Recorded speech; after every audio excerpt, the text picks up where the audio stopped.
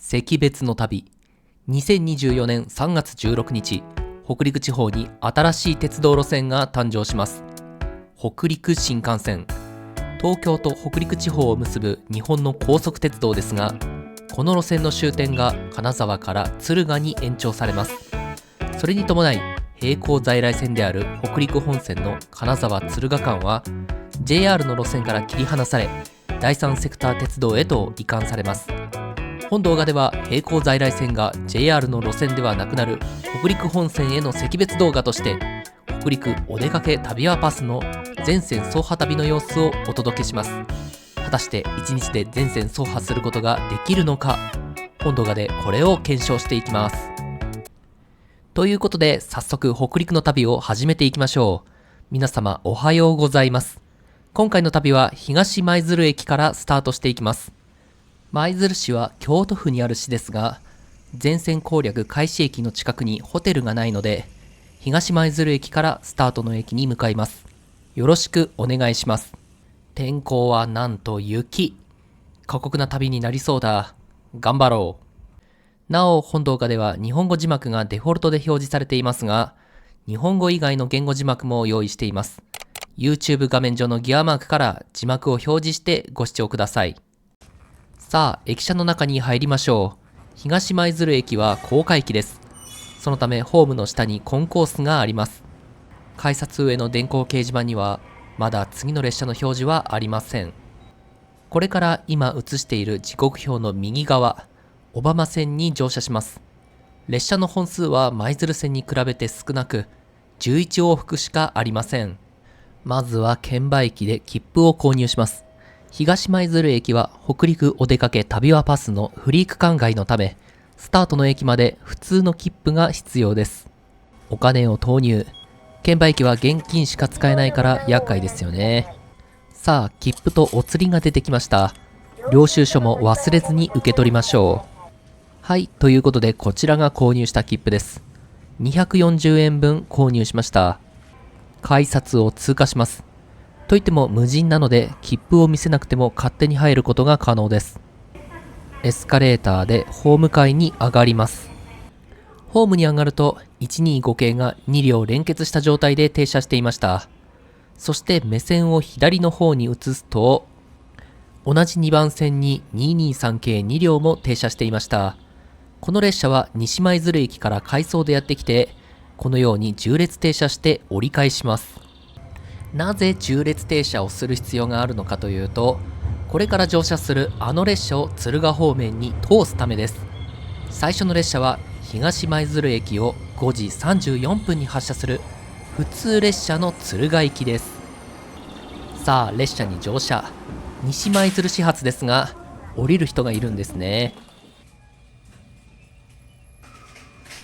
ドアランプ消灯、閉じ目完了です。東舞鶴駅を発車、鉄道旅スタートです。さて、ここで今回使用する北陸お出かけ旅はパスについて紹介します。北陸お出かけ旅はパスは、北陸エリアの鉄道路線の一部が乗り放題になるフリータイプの切符です。まもなく第三セクターに移管される北陸本線の金沢敦賀間をはじめとして、今画面に示している路線に1日乗り放題となります。価格は通常2450円ですが、北陸新幹線開業直前の特別価格として本動画撮影時は980円で買うことができました。今回はこの切符で北陸地方の鉄道路線を練り歩きます。列車は早々に青野郷駅に到着します。見た目は一面一線の何の変哲もない無人駅です。しかしこの駅が福井県で最も西にある駅。ここからが北陸お出かけ旅はパスのフリー区間となります。青野郷駅を発車、北陸お出かけ旅はパスのフリー区間の乗りつぶしスタートです。車内はガラガラ、2両目もガラガラです。休日の早朝なので利用客が少なくて当たり前ですね。さて、今乗車している小浜線は福井県の敦賀駅から京都府の東舞鶴駅までを結ぶ鉄道路線です。おおむね福井県に路線が存在し、若狭湾に沿って敦賀、小浜、舞鶴の各都市を結んでいます。全区間が単線ですが、直流電化されており、125系という1両編成の列車が使用されています。また路盤の弱いところでは時速 25km の徐行区間も存在します。ご乗車ありがとうございます。次は小浜です。さて、夜が明けてきました。次の小浜駅までの区間は一時的ですが、小浜湾の海を望むことができます。今日は天候が悪いことから波が高くなっています。さあ、列車は小浜駅に到着します。ここで小浜始発の東舞鶴行き普通列車と行き違います。小浜駅に到着したら小浜駅の駅名標を記念撮影。小浜駅では7分停車するため、ここで外に出て東舞鶴行きの列車を見送ります。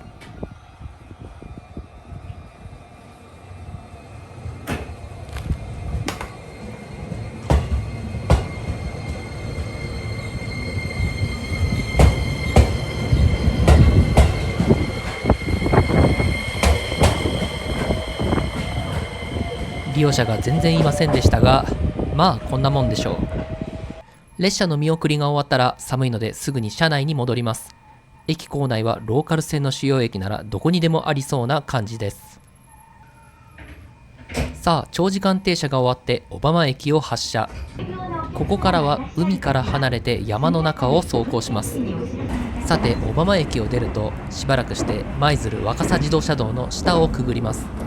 ここには将来北陸新幹線の新小浜駅を設置する構想があり、合わせて JR 小浜線にも新駅の設置を検討しています。そして列車は大鳥羽駅に到着します。大鳥羽駅の手前は線形が S 字カーブとなっています。これはかつて大鳥羽駅が列車交換可能駅だった頃の名残です。ローカル路線ではこのようなかつて利用者が多かった頃の遺構がいくつか見られます。そして次は戸村駅です。戸村駅では場内信号が停止信号でした。信号の手前で減速を強いられます。しかししばらくして信号が進行信号に変わり再加速。そのまま戸村駅に到着です。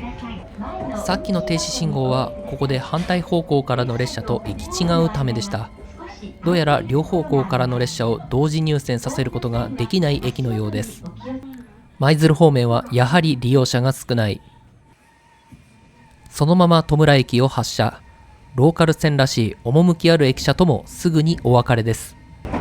さて、戸村駅を発車した後も引き続き平野部の真ん中を突き進んでいきます。手前の田園風景と奥に佇む山々、非常に良き景色です。列車は間もなく美浜駅。場内信号機は注意現示。ここでまた対向列車と行き違います。美浜駅を出ると山の中を走行。山を抜けると間もなく終点敦賀駅となります。敦賀駅の手前で進行方向右側から線路が合流。 JR 北陸本線です。そして奥には北陸新幹線の敦賀基地が見えます。終着駅ともなると信号機がたくさん立っていますね。凍結防止のために散水している区間を抜けまして、進行方向右側を見ると巨大な高架橋が見えます。列車は敦賀駅の1番乗り場に入線。敦賀駅の1番乗り場と2番乗り場は小浜線専用ホームです。敦賀駅に無事定刻で到着。これで小浜線を全区間制覇しました。今日最初の全区間制覇路線です。次の列車まで乗り換え時間があまりないので、さっさと次の列車に向かいましょう。コンコースの先、青のパーテーションの先にあるのが北陸新幹線との乗り換え口です。あれが取り払われるのも残りわずかです。さあ、こちらは階段を下りましょう。目的の列車はすでに停車中でした。敦賀駅を7時42分に発車する普通列車の福井行きです。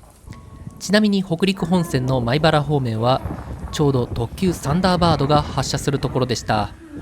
北陸新幹線開業後は新幹線ホームの真下にある発着線から列車が発車するようになります。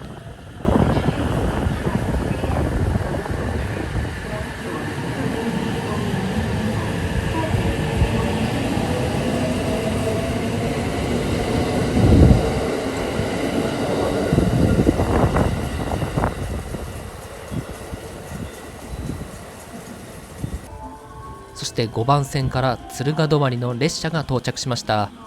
乗り換え客を受け入れてから発車するようです。普通列車からは大量の乗り換え客がいらっしゃいました。立ち客も発生するレベルで混雑。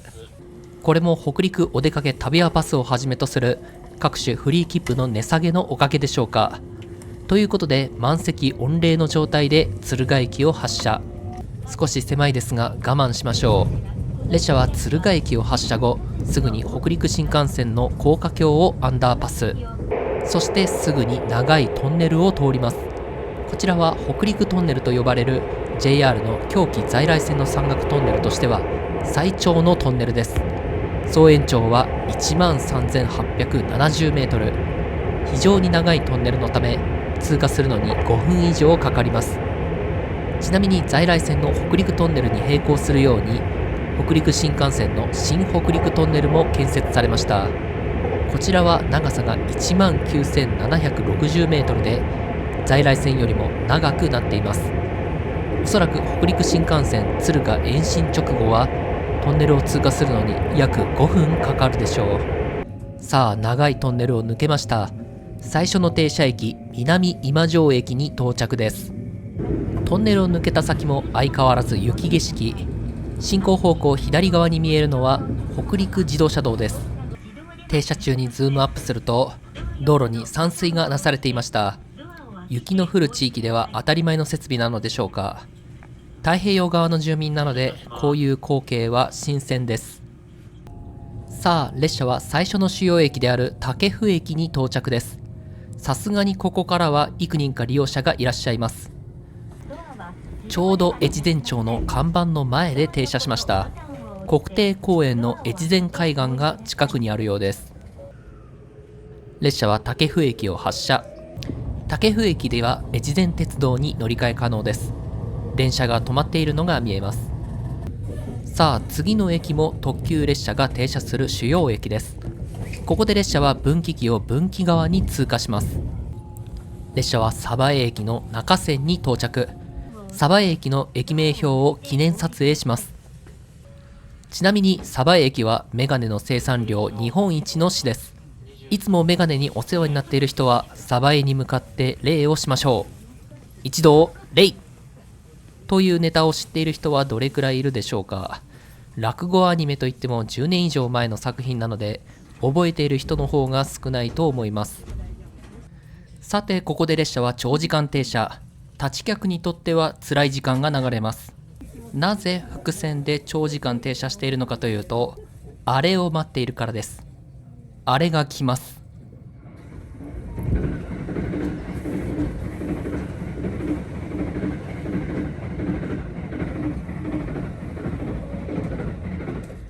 雪を巻き上げながら特急サンダーバードが通過していきました。この光景も北陸新幹線が開業したら見ることができなくなります。特急サンダーバードの追い越しが完了したらすぐに普通列車が発車。さあ鯖江駅を出た後も雪が激しく降っています。日本海側では雪が降りやすいのでこういうのは日常茶飯事でしょうね。進行方向右側では新規に建設された北陸新幹線が近づいてきます。建設されたばかりなので橋脚が白くて綺麗です。列車は越前花南道駅に到着です。ここで JR 九頭竜湖線に乗り換え可能ですが、ここでは乗り換えず終点の福井駅に向かいます。越前花南道駅を出ると貨物駅の南福井駅を通過します。ここが福井県の鉄道貨物ターミナルとして機能しています。列車は足羽川を横断。福井駅の手前で分岐器を分岐側に通過します。福井駅には4番線に入線します。さあ福井駅に到着。下車したらお世話になった車両を撮影します。225系側の521系に感謝。ありがとうございました。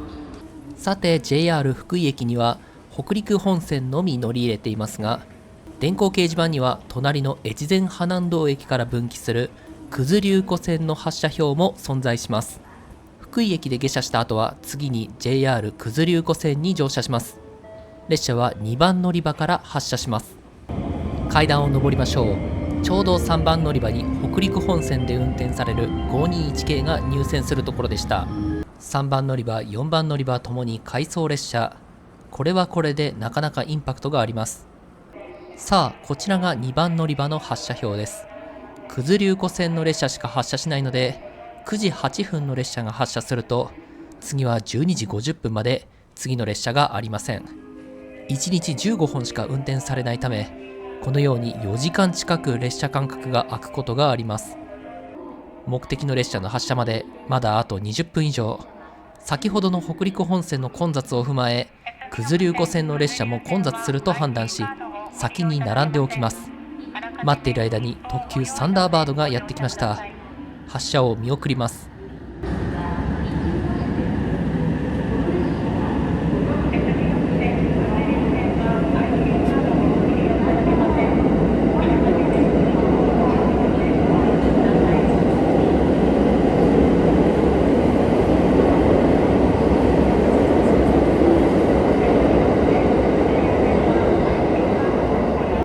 この光景が北陸新幹線開業後は見られなくなるので、しっかり目に焼き付けておきました。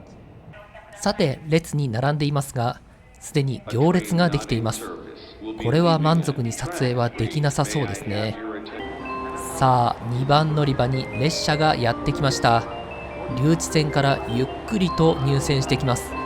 1両編成の気動車、福井駅を9時8分に発車する普通列車の九頭竜湖行きです。入線が完了すると室内灯が点灯。すぐに扉が開きます。座席は無事確保完了。ロングシート部分ではありますが、外の撮影は不可能ではないので頑張ります。車内の座席は真っ先に埋まりました。そしてさらに人が乗り込み、立ち客も発生。そこそこの混雑で九頭竜湖へ向かいます。さあ、列車が発車。少し古い気動車のため加速はあまり良くありません。雪が降りしきる中、分岐器を通過。北陸本線の上り本線に入線します。しばらく走行すると列車は低速で運転。そして北陸本線から分岐します。これから列車が通るようになる北陸新幹線の高架橋をくぐりまして、越前派南道駅の九頭竜湖線ホームに到着します。進行方向右側に北陸新幹線の高架橋が見えます。ここに新幹線が通ります。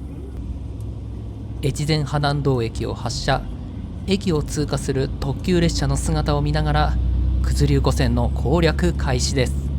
越前派南道駅を発車すると、まず今乗っている列車から離れていく北陸新幹線が見えます。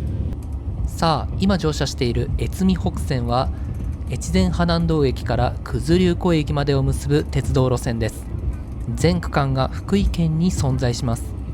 もともとは越美線として岐阜県の美濃太田駅と福井県の福井駅を結ぶ予定でした。しかし両県を結ぶ鉄道路線は全通されずに現在に至ります。現在越美北線は JR 西日本が管轄しており、また越美南線は長良川鉄道で運営を行っています。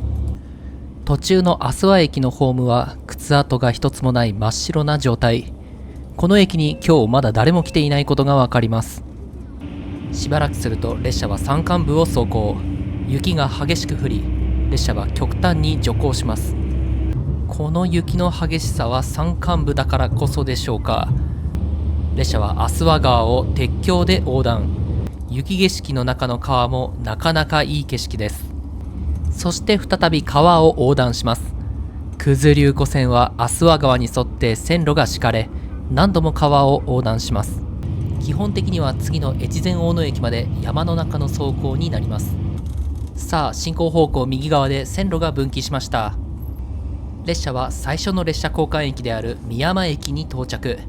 越前派南道駅から30分走行し続けて、ようやく最初の列車交換駅です。おそらく設備的に九頭竜湖線は1時間に1本の運転すらできないでしょう。しかも対向列車との行き違いもなく、この列車は美山駅を発車します。美山駅から先も阿諏訪川に沿って走行します。ここからは車内の暖かさもあってぐっすりと寝てしまいました。気づいたら越前大野駅に到着です。入線シーン撮影できなかった。ここで一部の利用者が下車。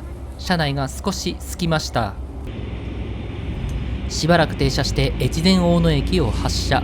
ここでも対向列車との交換はありません。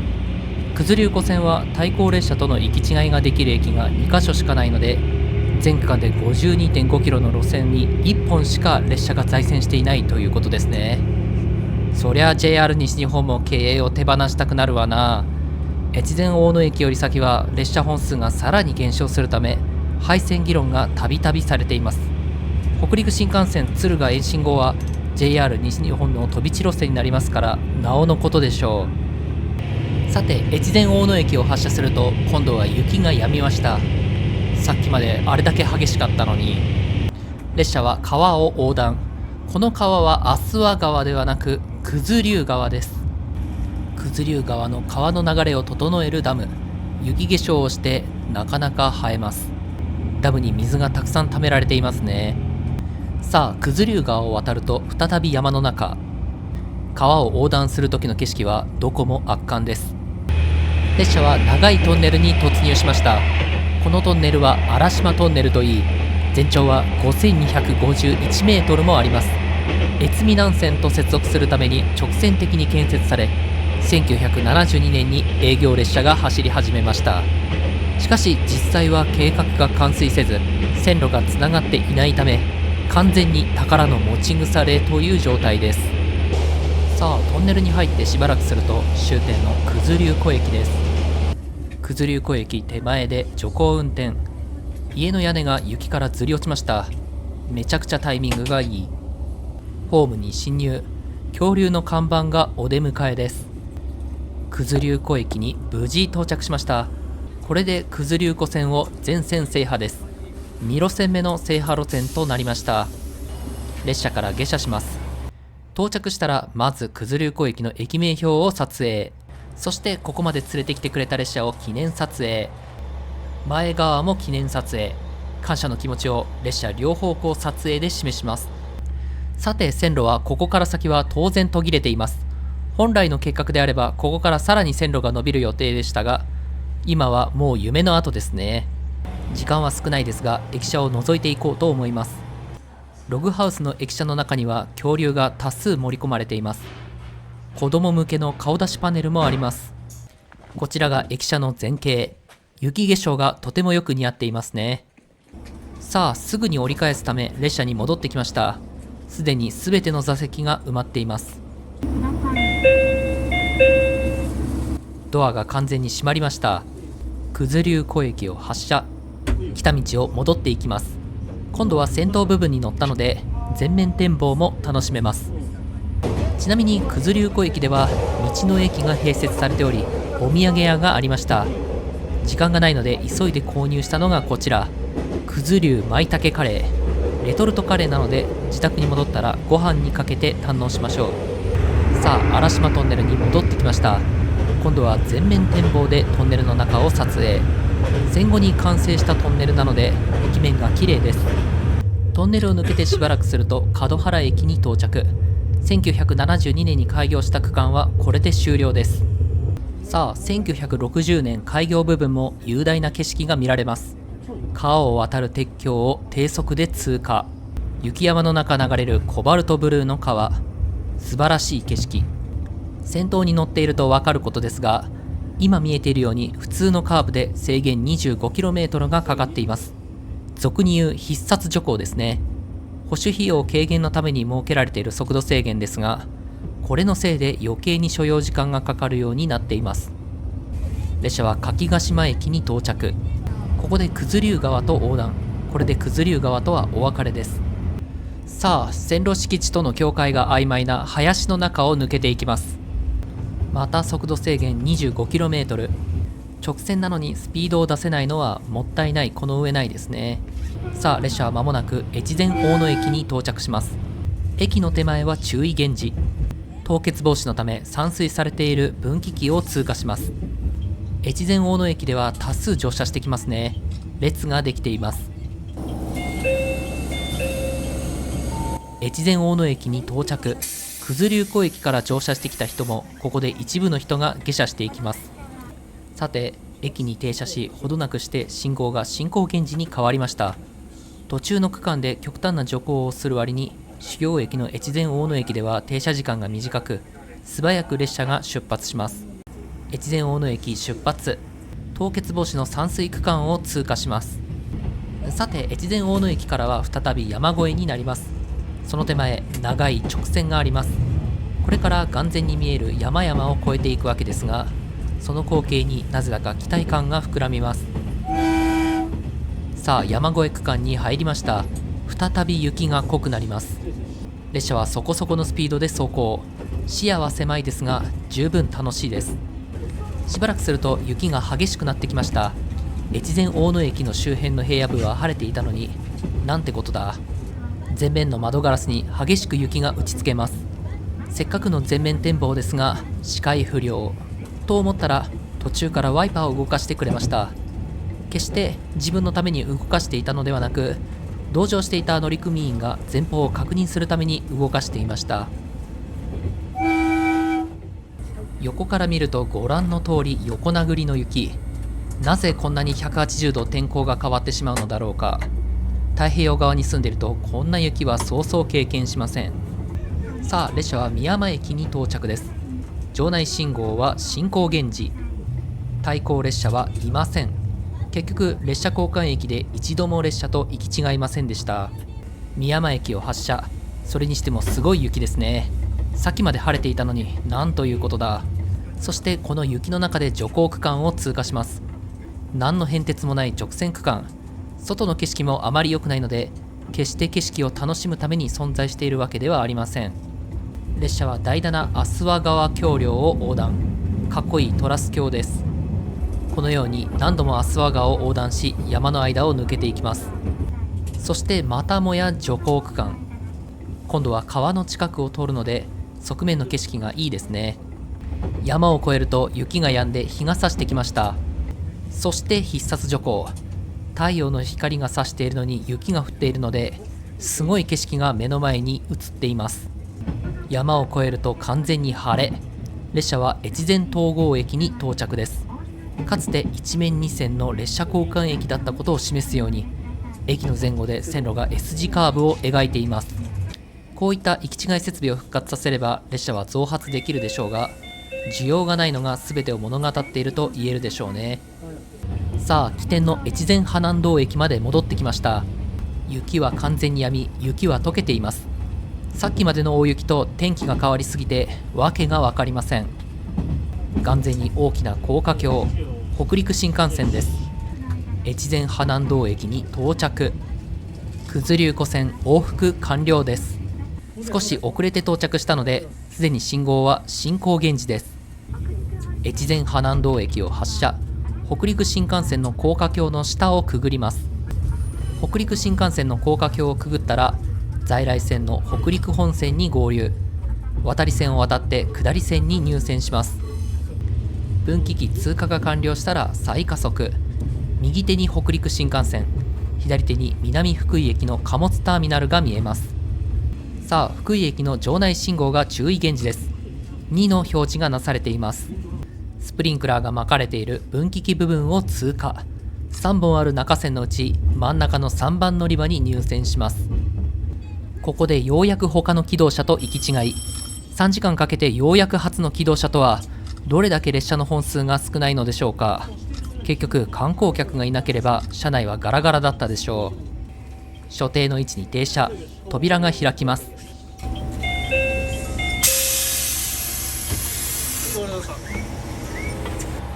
列車から下車。九頭竜湖線無事攻略完了です。3時間の行程でした。お世話になった列車をまた記念撮影ありがとうございました。さあ、次の列車に乗りに行きましょう。次の列車はなんと10分も経たずにやってきます。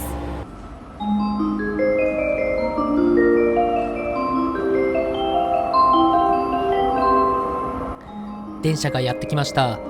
今回の旅の目玉列車の一つ。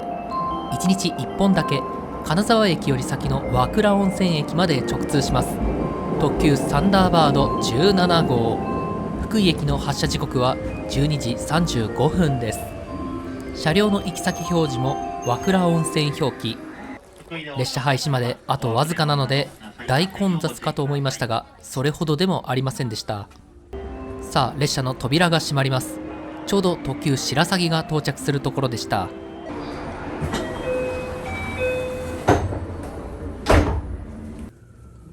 福井駅を発車。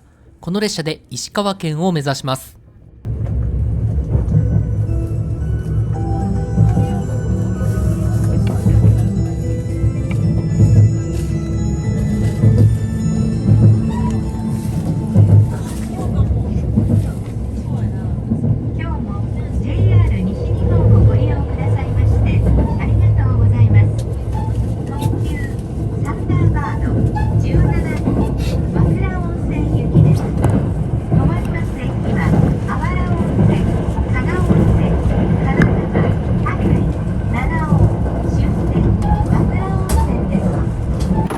さあ、進行方向右側より越前鉄道の車庫が見えます。そして北陸新幹線の高架橋とお別れ。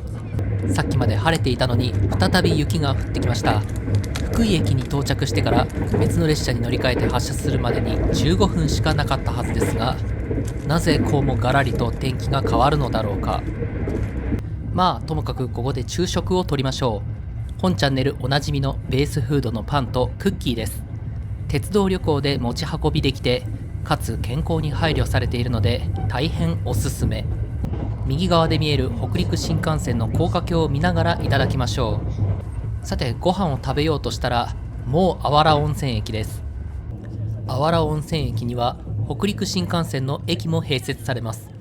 温泉を楽しみたい方は引き続きこの駅からアクセス可能です。さあ、チョコレート味のパンをいただきましょう。こうやって車内でご飯を食べながら移動するのも鉄道旅行の醍醐味ですね。あわら温泉駅を発車。高架橋が在来線をまたぎます。チョコレート味を食べきったので次を食べます。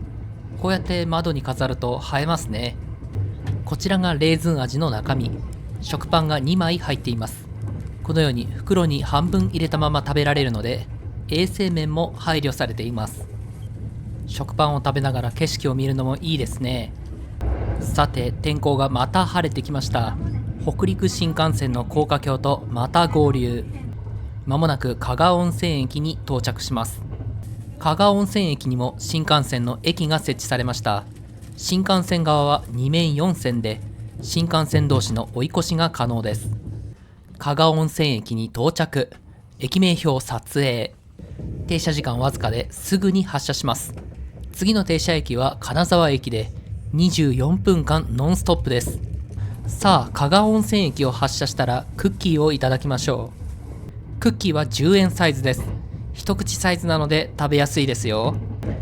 クッキーを食べている間に列車は降格間に突入。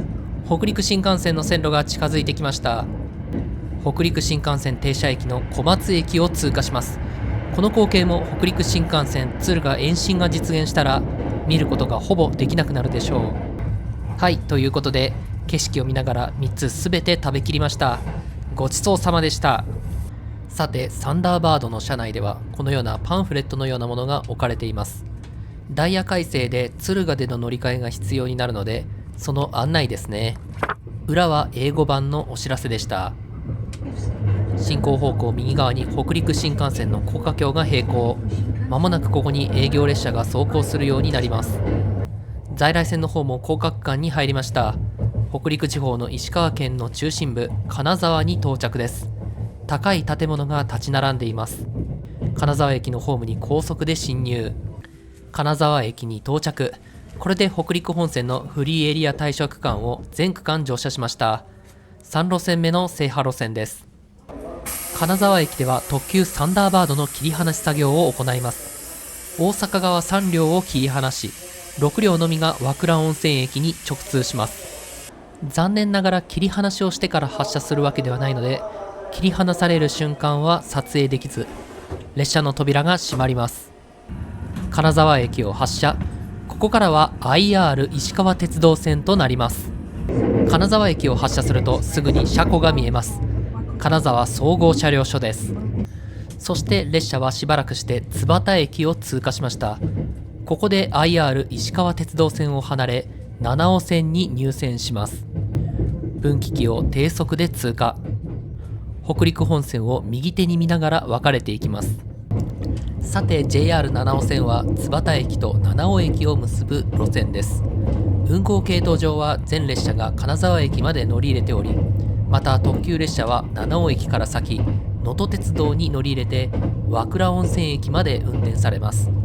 JR 七尾線は記憶に新しい2024年1月1日に起きた能登半島地震で甚大な被害を受けた路線です。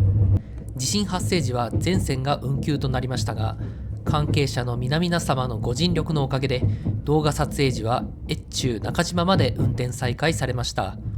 北陸お出かけ旅はパスでは今乗っている特急サンダーバード17号の終着駅である和倉温泉駅までフリー区間となっています。そのためこの列車で終点の和倉温泉駅を目指します。 JR 七尾線は全線が単線のため途中の駅で分岐器を分岐側に低速で通過することがあります。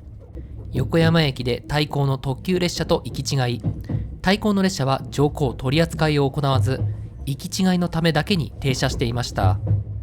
さて平野部を順調に進んでいきます。列車は敷波駅を通過。ここで普通列車と行き違い、一線する構造の駅ですが分岐器を分岐側に低速で通過して行き違いしました。敷波駅を通過するとすぐに羽咋駅に到着します。名前の通り羽咋市の中心駅である羽咋駅。この駅には全ての特急列車が停車します。羽咋駅を発車。列車同士の行き違いはありませんでした。さあ羽咋駅を出た後も軽快に走行していきます。遠くの山々が綺麗ですね。しばらくするとまた雪が降ってきました。天候が読めません。さあ列車は間もなく七尾駅に到着します。列車は七尾駅の3番乗り場に入線しました。本来であれば1番乗り場に入線しますが、ご覧の通り能登半島地震の影響でホームが破壊され入線ができないようです。七尾駅に無事到着。これで JR 七尾線を全線環状しました。今回の旅の環状路線が4路線に増えました。外は雪が舞っていますね。寒そう。しばらく停車して七尾駅を発車しました。1番乗り場には黄色いロープがかけられていますね。能登鉄道発着ホームは健在のようです。七尾駅から先はブルーシートがかかっている家がいくつか見えますね。地震の影響で損壊したことが伺えます。そしてまた雪が止み晴れました。本当に天候がコロコロ変わります。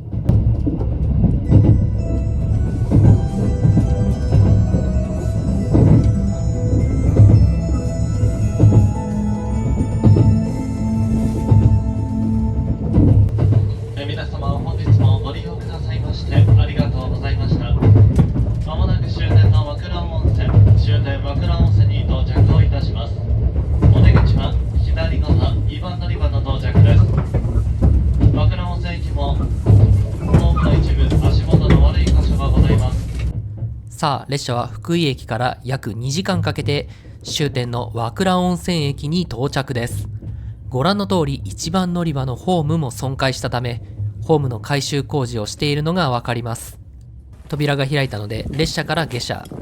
駅名標を記念撮影。これで能登鉄道七尾線のフリーエリア区間も全区間完乗しました。5路線目の制覇路線です。和倉温泉駅から先も線路が続いていますが、ここから先はフリーエリア区間外となります。階段を上りましょう。本来であればこんな手間は必要ないはずなのですが、こればかりは仕方ないですね。ホームは絶賛改修工事中です。3月のダイヤ改正までに間に合うのでしょうか。もしかしたらダイヤ改正後も暫定運用になるかもしれません。地震の爪痕がうかがえるコンコース。そこら中に柵が設置されています。駅舎から出てきました。ここがサンダーバード17号の終点駅、和倉温泉駅です。建物は無事だったみたいですね。しかし少し脇を見るとご覧の通りタイルがしっかり敷き詰められていません。地震の影響でしょう。駅前の歩道も舗装されています。これももしかしたらですね。いやはや駅を出て少し歩いただけでこのデコボコの歩道、縁石も壊れています。ここなんかかなり隆起しています。すごい。ここはおそらく地震後に新しく舗装したところでしょう。地震後に亀裂が発生して通れなくなったのだろうということが伺えます。駅の横の土手は段差ができていました。1回の地震でこんなことになったのでしょうか。凄まじい威力ですね。ということで、これは少しでも震災復興のためにお金を落としていかなければいけません。ここでお土産を購入しました。買ったのは能登の芋というお菓子。芋っぽくて美味しかったので、和倉温泉に来たらぜひ買ってみてはいかがでしょうか。さあ、駅ホームに戻ってきました。来た列車と同じ列車で戻っていきます。もう電車には乗れるようです。改めてホームを歩くと、発着可能な2番乗り場も損壊して幅が狭くなっていますね。さあ、こちらの電車に乗車します。こちらは最後尾車両、一番後ろは非貫通顔です。そしてこちらが先頭車両、貫通顔を先頭にして走るこちらの列車は、和倉温泉駅を15時19分に発車する特急能登かがり火8号金沢行きです。種別表記はすでに能登かがり火表記になっています。車内に乗車。始発駅なのでガラガラです。ちなみに車内からだとホームの破損具合がよくわかりますね。この部分を境にホームが割れてしまったのだと考えられます。一旦橋の縁石部分を撤去して整備し直すのでしょう。さあ、出発時刻となりました。扉が閉まります。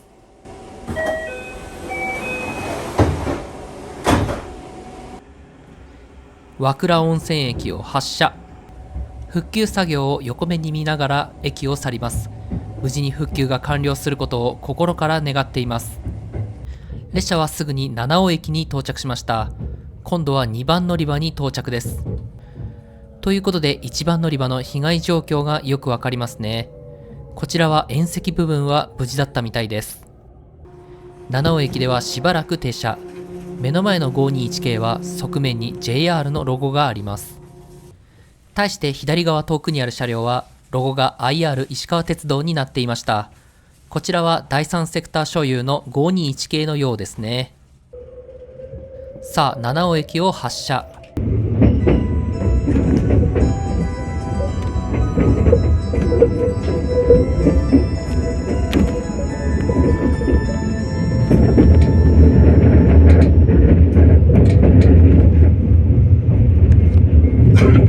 お待たせいたしました。本日もご利用くださいましてありがとうございます。特急能登かがり火8号金沢行きです。次は白衣に停まります。さて、七尾駅を出た後も雪が激しく降っています。視界が白くなって見通しが悪いです。しかししばらくすると雪が降っているのに太陽が出るように。もう驚きません。ご案内いたします。まもなくいたしますと反対列車の通過待ちのため能登駅にて7分ほど停車します。しばらくお待ちください。ということで能登駅で列車通過待ちのようです。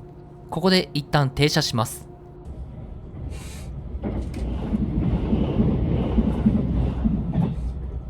3両の能登かがり火号でした。車内から通過列車を見るのも悪くない。能登部駅を発車。今度こそ次の停車駅は白衣駅です。で、その白衣駅と言いたいところですが、ここで快適な車内で寝落ち。いつの間にか津幡駅を越えて IR 石川鉄道線を走行していました。金沢貨物ターミナルが右手に見えます。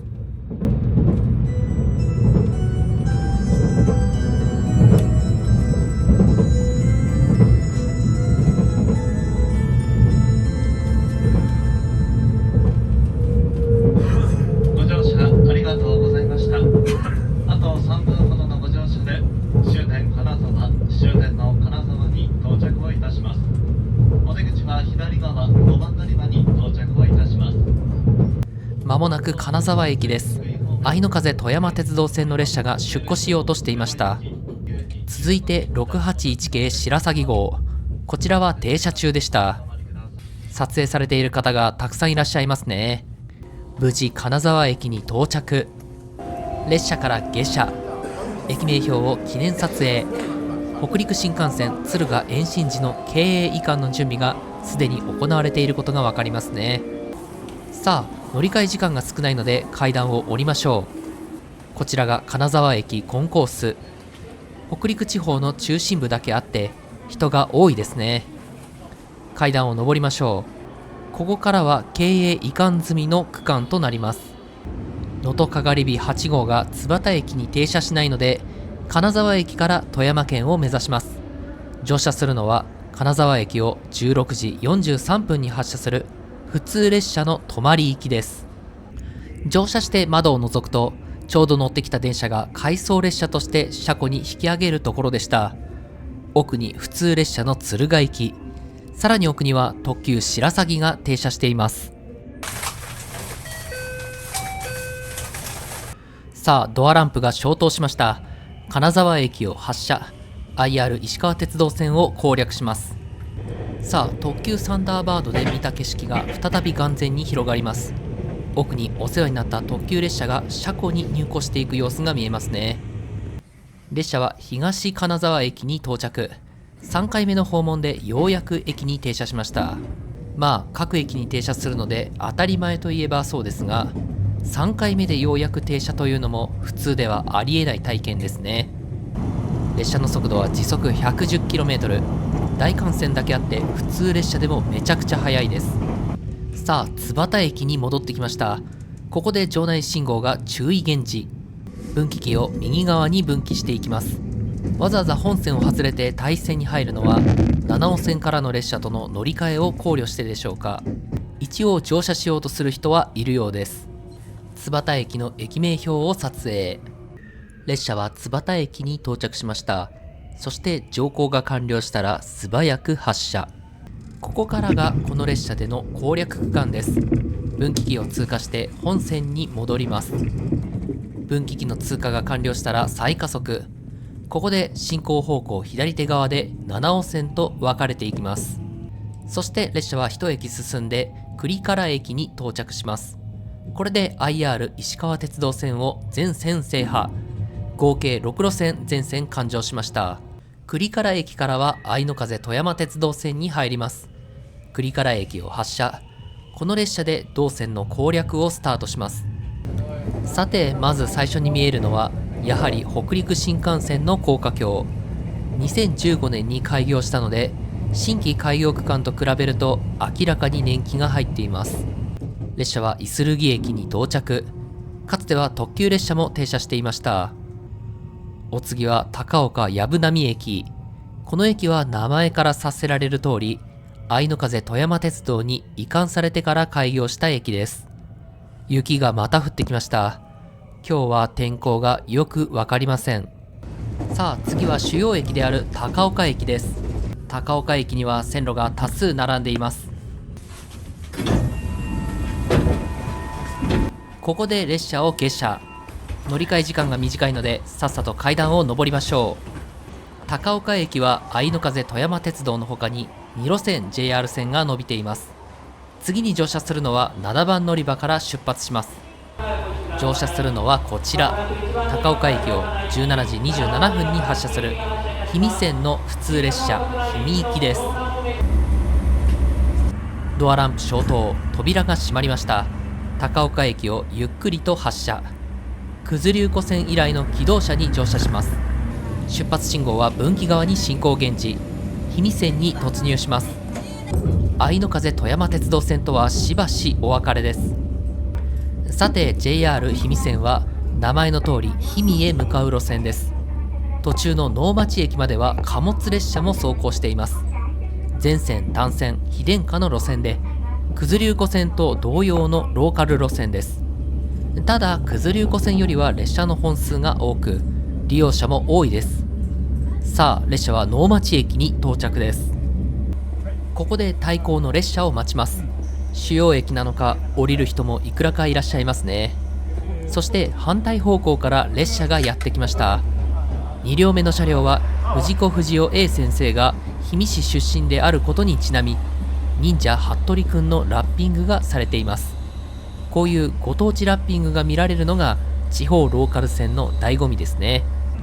対向列車が到着し、進路が開通したら能町駅を発車。能町駅を出てしばらくすると海が見えるようになります。氷見線観光の名所、天原市海岸ですね。今日は天候が雪なので、晴れの時とは別の美しい景色が見えます。列車は天原市駅に到着。雪で凍てつく天原市海岸の様子がこちらです。非常に幻想的な光景でグッドタイミングでした。乗降が完了するとすぐに発車。終点の氷見駅まであと少し。電光掲示板についに氷見が表示されました。氷見駅に到着する頃には雪が止み、全面展望が撮影できるようになっていました。氷見駅ホームに進入。所定の位置に無事定刻で到着しました。列車から下車。氷見駅の駅名標を撮影。線路は氷見駅で終わりであり、この先は存在しません。これで JR 氷見線を全線完乗しました。7路線目の制覇路線です。ここまで連れてきてくれた列車を記念撮影。そして反対方向も撮影。停車時間7分で高岡駅に戻ります。氷見駅の発車時刻は18時2分です。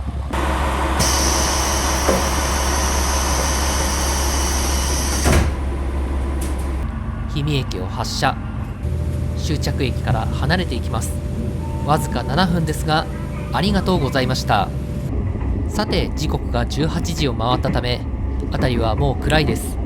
せっかくの天原市海岸ももう景色を楽しむことはできないでしょう。ちなみにもし晴れていたらこんな景色が見えるはずでした。ということで、もう暗いので歩を一気に高尾駅手前まで進めます。進行方向左側で愛の風富山鉄道線と合流。貨物列車が停車する高岡駅に戻ってきました。列車から下車。時刻はもう18時30分です。続いて城花線に乗りたいところですが、今日はもう暗いのでここで旅を終わりにしたいと思います。列車はまだ当然あります。ということで改札外に出てきました。北陸お出かけ旅はパス全線環状の旅の1日目は終了です。結論から言います。北陸お出かけ旅はパスのフリーエリア区間を1日で全線環状することは不可能です。まあ路線距離を考えれば1日で全線環状することができないのは事前に分かっていたので、旅行時はそのつもりで動いていますけどね。ということで2日目の動画は次回の動画に回します。最後までご視聴くださりありがとうございました。この動画がいいなと思ったら Twitter などで他の人に紹介したり、またチャンネル登録や高評価をしてもらえると嬉しいです。励みになります。よろしくお願いします。それではまた次の動画でお会いしましょう。バイバイ。